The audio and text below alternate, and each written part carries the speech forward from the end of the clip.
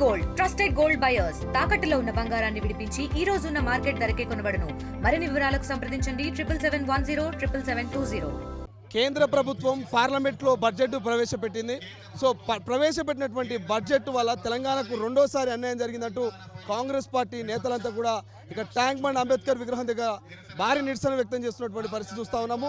So Congress పార్టీకి సంబంధించినటువంటి రాష్ట్ర నాయకులు, ఎమ్మెల్సీలు, ఎమ్మెల్యేలు, మంత్రులంతా కూడా ఈ కార్యక్రమానికి పాల్గొంటున్నట్టు తెలుస్తుంది. గతంలో కూడా తెలంగాణ రాష్ట్ర ప్రభుత్వానికి గుండు సున్నాని ఇచ్చినటువంటి కేంద్ర ప్రభుత్వం ఈసారి కూడా అదే వైఖరిని అవలంబించిందంటూ ఇక కాంగ్రెస్ పార్టీ నేతలు అయితే మండిపడుతున్నటువంటి పరిస్థితి. ప్రభుత్వ సలహాదారులు షబీర్ గారు ఉన్నారు. షబీర్ గారు ఎట్లా చూస్తారు?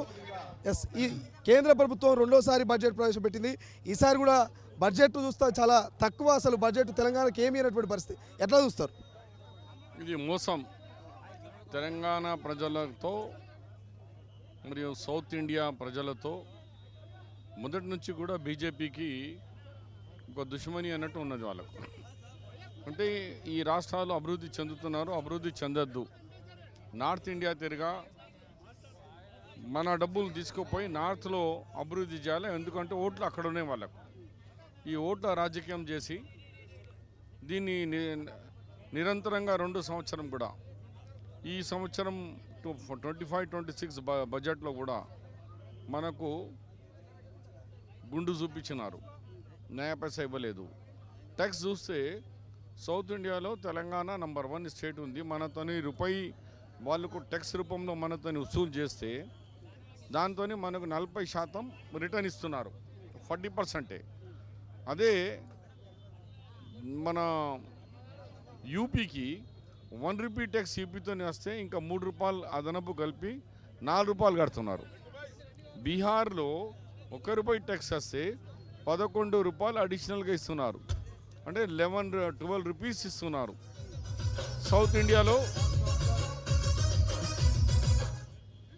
సౌత్ ఇండియాలో మనతోని రూపాయి తీసుకొని మనకు అలా 50% కూడా ఇస్తలేరు, 40% రిటర్న్ ఇస్తున్నారు.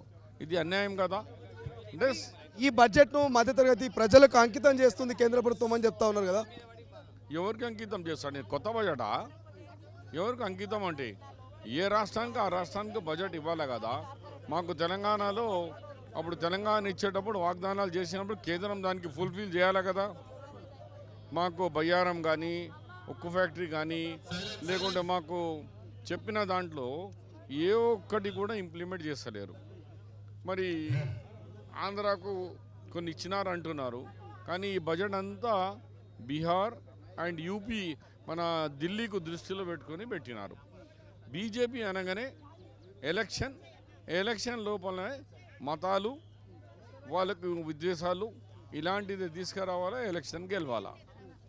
ఇదే పద్ధతిలో ఇప్పుడు బీహార్ 2 ఎలక్షన్స్ ఉన్నాయి, బీహార్ అండ్ ఢిల్లీకు 12 లక్షలు పెట్టిండు. ఆల్ ఎంప్లాయీస్ ఉంటారు.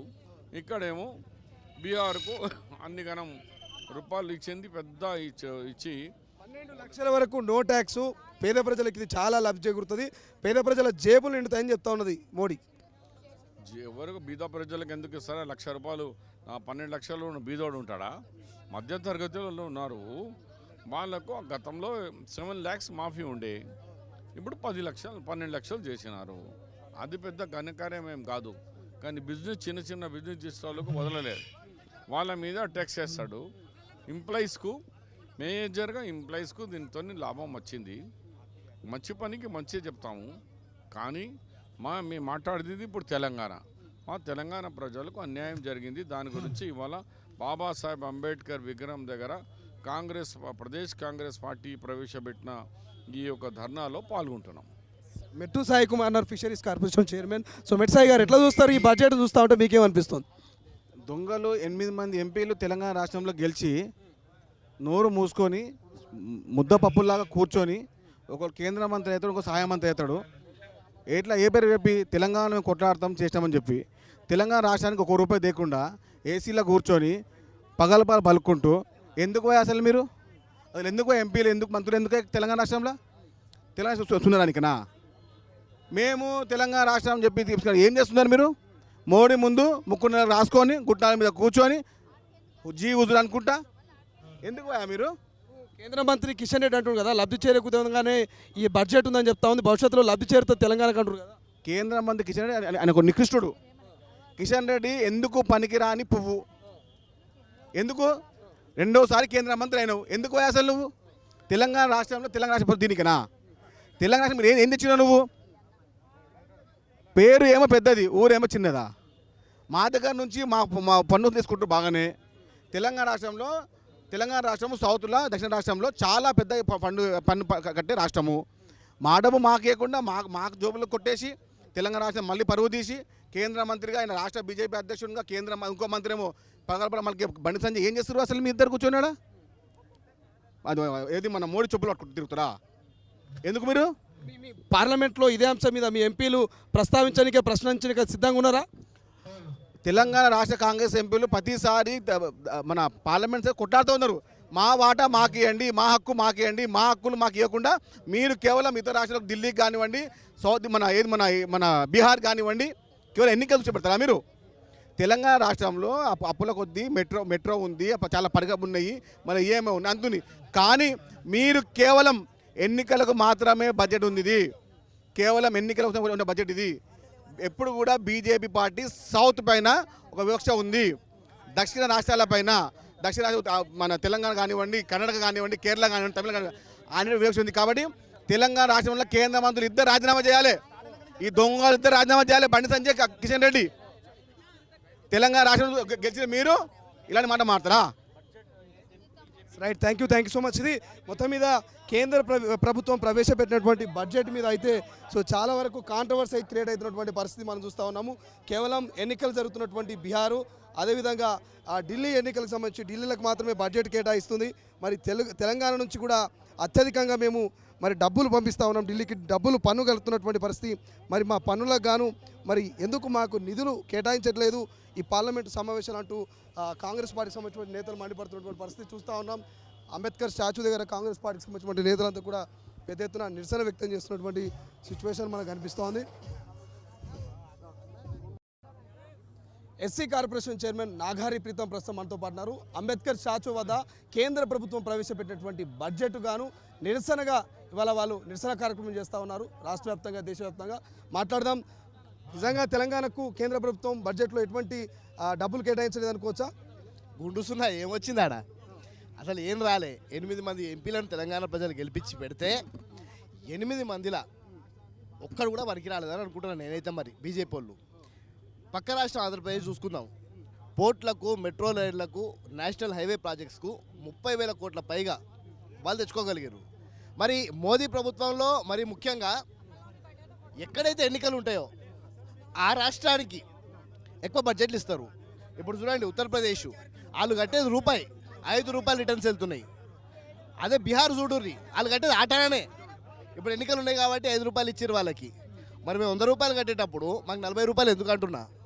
దక్షిణాది రాష్ట్రాల మీద బీజేపీకి ఎప్పుడు కూడా పూర్తి స్థాయిగా ఇట్లనే నిర్లక్ష్యం ఉంటుంది. ఈసారి ఒక్కసారి గట్టిగా ఇలాగ సెగ తగులితే తెలిసి వస్తుంది. దక్షిణాది రాష్ట్రాలు పూర్తి స్థాయిగా ఎప్పటికీ ఎక్కువ ట్యాక్స్ కట్టే రాష్ట్రాలుగా దక్షిణాది రాష్ట్రాలు ఉంటాయి. పార్లమెంట్లో మీ ఎంపీలు కూడా 8 మంది ఉన్నారు, బీజేపీ ఎంపీలు కూడా 8 మంది ఉన్నారు.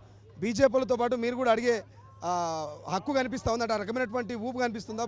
దేశంలో ఇప్పుడు లేని విధంగా మా ముఖ్యమంత్రి గారు ప్రతి ఒక్క మంత్రిని, ప్రధానమంత్రిని, హోంమంత్రిని, నిర్మలా సీతారామన్ గారిని అందరినీ పర్టికులర్గా పోయి మా రాష్ట్రానికి ఇవి కావాలి, మా రాష్ట్రానికి ఏవైతే మాకు రావాలో మాకు అవి ఇవ్వండి అని చెప్పి మా ముఖ్యమంత్రి రేవంత్ రెడ్డి గారు తరచూ ఢిల్లీకి పోయి వారిని కోరుకొని వచ్చారు.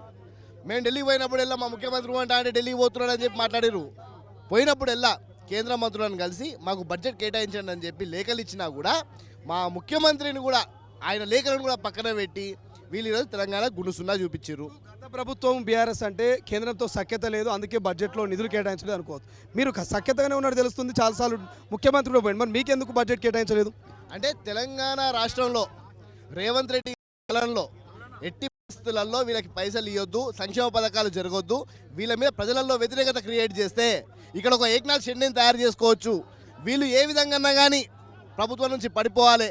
దేశవ్యాప్తంగా ఈరోజు కాంగ్రెస్ పార్టీ ఎక్కడ ప్రభుత్వంలో ఉందో అక్కడ ఎమ్మెల్యేలను కొని ఈరోజు పూర్తి స్థాయిగా కాంగ్రెస్ పార్టీ లేకుండా చేసే ప్రయత్నం జరుగుతుంది. ఈసారి బడ్జెట్ కూడా ఎందుకు కేటాయించలేదనంటే, ఇక్కడ కేంద్రం నుంచి బడ్జెట్ రాకపోతే రాష్ట్రంలో ఆల్రెడీ ఓ పెద్ద మనిషి ఇక్కడ 7 లక్షల కోట్ల అప్పులు చేసిండు. ఇక వీళ్ళు ఏం చేయలేరు. సంక్షేమ పథకాలు చేయకపోతే ప్రజల నుంచి వ్యతిరేకత రావాలని చెప్పి బీజేపీ పట్టిన పన్నాగం. ఎట్టి పరిస్థితుల్లో తిప్పి కొడతాం, మాకు రావాల్సిన వాటా మేము తెచ్చుకుంటాం, లేకపోతే కేంద్ర మంత్రులు ఇక్కడ అడుగు పెట్టే పరిస్థితి లేదు. 8 మంది ఎంపీలు, కేంద్ర మంత్రి వీళ్ళెవరు రాష్ట్రంలో తిరిగే పరిస్థితి లేకుండా చేస్తాం. కాంగ్రెస్ పార్టీ అడుగున అడ్డుకుంటాం. తీసుకొస్తారా పైసలు తీసుకురారి, లేదా ఇంటల వంటూ రాజీనామా చేసి, అంతేగాని తెలంగాణ రాష్ట్ర అభివృద్ధికి అడ్డంకిగా ఉన్న ఆ బండి సంజయ్ గారిని కానివ్వండి, మా కిషన్ రెడ్డి గారు కానివ్వంండి, మిగతా నాయకులు కానివ్వండి, వాళ్ళందరికీ ఈరోజు హెచ్చరిస్తున్నాం. తప్పకుండా మనకు రావాల్సిన వాటా కట్టిన 100 రూపాయలకు కనీసం 90 రూపాయలు తీసుకురండి. 100కు 30-40 కూడా రావట్లేదు. మరి ఏం చేస్తున్నారు? సంగనాకుతురా అని అడుగుతున్నా. గడ్డి వీక్తుర్రా, బొచ్చు వీక్తుర్రా, ఏం చేస్తున్నారు మీరు? ఈరోజు మిమ్మల్ని ఎంపీలుగా గెలిపించింది మన రాష్ట్రానికి బడ్జెట్ తెమ్మని తీసుకురండి. అంబేద్కర్ స్టాచ్యూ వద్ద కాంగ్రెస్ పార్టీ ఎమ్మెల్యేలు ఉన్నారు. కేంద్ర బడ్జెట్ ప్రవేశపెట్టింది. కేంద్ర బడ్జెట్లో తెలంగాణకు తీవ్ర అన్యాయం జరిగిందంటూ పెద్ద ఎత్తున నిరసన వ్యక్తం చేస్తా ఉన్నారు. ప్రస్తుతం మనతో పాటు షాద్నగర్ ఎమ్మెల్యే వీలపల్ శంకర్ను ఒకసారి మాట్లాడే ప్రయత్నం చేద్దాం. శంకర్ గారు, రాష్ట్ర వ్యాప్తంగా ఈ ఆందోళన పెద్ద ఎత్తున జరుగుతున్నట్టు తెలుస్తుంది, దేశవ్యాప్తంగా కూడా. సో ఎట్లా చూస్తారు కేంద్ర బడ్జెట్ చూస్తే ఏమనిపిస్తుంది? నిన్న కేంద్ర ప్రభుత్వం ప్రవేశపెట్టిన బడ్జెట్లో నిర్మలా సీతారామన్ పూర్తిగా తెలంగాణకు అన్యాయం చేసిరు. తెలంగాణ ప్రజలకు, తెలంగాణ నాయకులకు చెవులో పువ్వు పెట్టిరు. నిజంగా చెప్పాలంటే ఇవాళ రాష్ట్ర ప్రయోజనాలను దృష్టిలో పెట్టుకొని రాష్ట్ర ముఖ్యమంత్రి వర్యులు ఎన్నోసార్లు కేంద్ర మంత్రులతోని, ప్రధానమంత్రితోని ఈ రాష్ట్రానికి కావాల్సిన నిధుల గురించి ఎన్నోసార్లు విజ్ఞప్తి చేసిరు, ఎన్నోసార్లు కలవడం జరిగింది. కాబట్టి ఎక్కడ కూడా ఈ రాష్ట్ర బడ్జెట్ మన రాష్ట్రానికి ఎక్కడ కేటాయించలేదు. ఉదాహరణకు ఇవాళ RRR కానీ, ఇవాళ మెట్రో రైలు కానీ, ఇవాళ మీ అందరు చూస్తారు ప్రధానమంత్రి ఆవాస యోజన కానీ, ఉపాధి హామీ పథకం గ్రామీణ ప్రాంతంలో ఏదైతే మహాత్మా గాంధీ ఉపాధి హామీ పథకం ఏదైతుందో ఆ నిధులు కూడా కేటాయించలేదు. కాబట్టి మూసీ మీద కూడా ఎక్స్పెక్టేషన్ పెట్టుకున్నట్టున్నారు. మూసీ రివర్ ఫ్రంట్కి ఏమైనా ప్రత్యేక ప్యాకేజ్ ఇస్తారనుకున్నారా? ఇవాళ రాష్ట్ర అదొక మూసి ప్రక్షాళనగా కాకుండా మిగతా అభివృద్ధి కార్యక్రమాల కూడా రైతులకు కానీ, రైతు సంక్షేమ కానీ, ఉపాధి హామీ కూలీలకు కానీ పూర్తిగా ఈ బడ్జెట్లో అన్యాయం జరిగింది. కాబట్టి ఈ రాష్ట్ర ప్రభుత్వం చేపట్టిన కార్యక్రమాలన్నిటినీ నీరుగార్చాలని ఒక తలంపుతోనే ఈ కేంద్ర ప్రభుత్వం మనకు తీవ్ర అన్యాయం చేశారు. కాబట్టి కాంగ్రెస్ పార్టీ ఈరోజు నిరసనగా అంబేద్కర్ స్టాచ్యూ గల నిరసన వ్యక్తం చేయడం జరుగుతుంది. మాజీ ముఖ్యమంత్రి కేసీఆర్ ప్రధాని కలిసేవాడు కాదు, కానీ మీ ముఖ్యమంత్రి పలుమార్లు పోతున్నాడు, కలుస్తున్నాడు, వస్తున్నాడు. ఇంత సఖ్యత ఉన్న బడ్జెట్ ఎందుకు కేటాయించలేదు అనుకుంటున్నారు?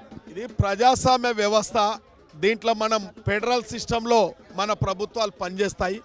కేంద్ర రాష్ట్ర ప్రభుత్వాలు కలిసి ప్రజాస్వామ్యబద్ధంగా ప్రజలకు అన్ని విధాల అభివృద్ధి చేయాల్సిన బాధ్యత కేంద్ర ప్రభుత్వం మీద, ప్రధానమంత్రి మీద, రాష్ట్ర ముఖ్యమంత్రి మీద ఉంది. కాబట్టి ఇవాళ ఒక సిస్టంలో పనిచేయడానికి ఈ రాష్ట్ర ముఖ్యమంత్రి పనిచేస్తూ ఉన్నా అడిగిన ఇబ్బందులు పెడతా ఉన్నారు. కాబట్టి ఈ బడ్జెట్లో కూడా చాలా అన్యాయం జరిగింది. కాబట్టి మేము ఊకోము, తప్పకుండా పోరాటం చేస్తాం.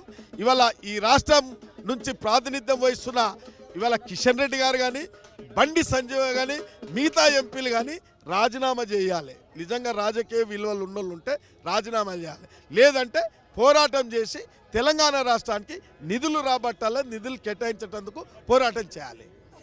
కంటోన్మెంట్ ఎమ్మెల్యే శ్రీగణేష్ గారు, శ్రీగణేష్ గారు ఎట్లా చూస్తారు? ఎందుకంటే మీరు రాష్ట్రం నుంచి నిధులు పంపిస్తూ ఉన్నారు, అంటే రాష్ట్రం నుంచి మీరు ట్యాక్సులు కడతా ఉన్నారు, అయినప్పటికీ కూడా మీకు గుండుసున్న కోడిగుడ్డు గాడిదగుడ్డు అని చెప్తున్నటువంటి పరిస్థితి. ఎట్లా చూస్తారు సెకండ్ టైం బడ్జెట్? ఇది బీజేపీ ప్రభుత్వము, బీజేపీ పార్టీ వాళ్ళు తెలంగాణ రాష్ట్రం మీద వివక్ష చూపిస్తున్న దానికి ఇది మరొకసారి నిదర్శనం.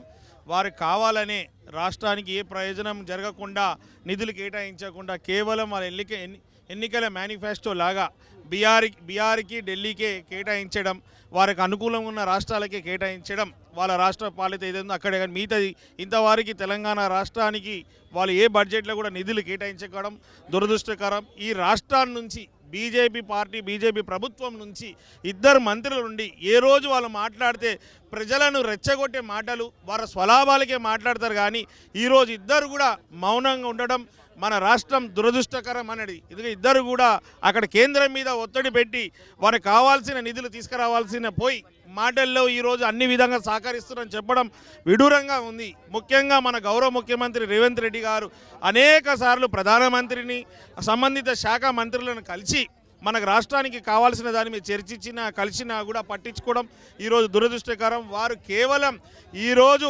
కాంగ్రెస్ ప్రభుత్వం ఎంత మంచి పరిపాలన ప్రజలకు అందిస్తుంది, ప్రజలతో మంచి పేరు తీసుకుంటుందని వివక్షతో ఇంకా కూడా ఈ నిధులు కేటాయిస్తే అన్ని రంగాలలో అభివృద్ధి బాటలు నడిచి రేపు ఎక్కడ వాళ్ళ గుర్తు గల్లంతైతే అనే ఉద్దేశంతో దురుద్దేశంతో ఎన్నిక రాజకీయాలు చేస్తూ ఈరోజు నిధులు ఇవ్వకపోవడం ప్రజలందరూ గమనిస్తున్నారు. బీజేపీ పార్టీకి రానున్న రోజుల్లో ఖచ్చితంగా బుద్ధి చెప్తారు. రోహిన్ రెడ్డి గారు అన్నారు, డీసీసీ ప్రెసిడెంట్ ఖైరతాబాద్. రోహిన్ రెడ్డి గారు ఎట్లా చూస్తారు రానున్న రోజుల్లో ఎమ్మెల్సీ ఎన్నికలున్నాయి, పంచాయతీ ఎన్నికలున్నాయి, ఈ ఎఫెక్ట్ మీ పార్టీ కానీ బీజేపీ కానీ ఎట్లా ఉండబోతుంది? డెఫినెట్గా గత 10 సంవత్సరాల నుంచి చూస్తుంటే కూడా ప్రతిసారి కూడా కేంద్ర ప్రభుత్వం తెలంగాణపై నిర్లక్ష్యం వహిస్తున్నది. ఎందుకంటే ప్రతిసారి మీరు చూస్తుండండి ఎక్కడ కూడా కేంద్ర బడ్జెట్లో తెలంగాణని సీతకన్ను చూస్తున్నారు మన మీద. కాబట్టి మనం ఒకసారి గట్టిగా మనము దీన్ని ప్రతిఘటించి నిరసన ప్రదర్శనలు చేస్తేనే మోడీకి మేము తెలంగాణ ప్రజల తరఫు నుంచి మేము నిరసన వ్యక్తం చేస్తున్నాం. ఎందుకంటే ఇద్దరు కేంద్ర మంత్రులు ఉన్నారు, వాళ్ళకు సిగ్గు శరం లేదు, వాళ్ళు కేంద్రంలో ఊడికం చేస్తున్నారు కానీ తెలంగాణకి ఏం నిధులు తీసుకొచ్చారని చెప్పి నేను వాళ్ళని అడుగుతున్నా. ఈరోజు మీకు హైదరాబాద్ని మెట్రోపాలిటన్ సిటీ చేయాలి, స్మార్ట్ సిటీ చేయాలని చెప్పేసి 10 సంవత్సరాల నుంచి అంటున్నాడు. ఈ రోజు వరకు మెట్రోకు వాళ్ళు నిధులు ఇస్తలేరు, RRRకి నిధులు ఇస్తలేరు, రేడియల్ రోడ్స్కి నిధులు ఇస్తలేరు, మూసి ప్రక్షాళనకు నిధులు ఇస్తలేరు. ఏమి అని కేంద్ర ప్రభుత్వానికి మేము కట్టిన ట్యాక్సులు మాత్రం ఎందుకు కావాలని చెప్పి మేము అడుగుతున్నాం. తెలంగాణ ప్రజలందరూ కూడా మేము వ్యతిరేకిస్తాం. రానున్న రోజులలో కేంద్ర ప్రభుత్వానికి మేము ట్యాక్సులు కూడా కట్టామని చెప్పి నేను వాళ్ళకు హెచ్చరిస్తున్నాం. Thank you so much. ఇది ఓవరాల్గా కాంగ్రెస్ పార్టీ నేతలంతా కూడా పెద్ద ఎత్తున డిమాండ్ చేస్తున్నటువంటి పరిస్థితి మనకు అనిపిస్తుంది. మరిన్ని వీడియోస్ కోసం ఛానల్ ని సబ్స్క్రైబ్ చేయండి. లేటెస్ట్ అప్డేట్స్ కోసం వాట్సాప్ ఛానల్ ని ఫాలో అవ్వండి. అండ్ లింక్ డిస్క్రిప్షన్ లో ఉంది.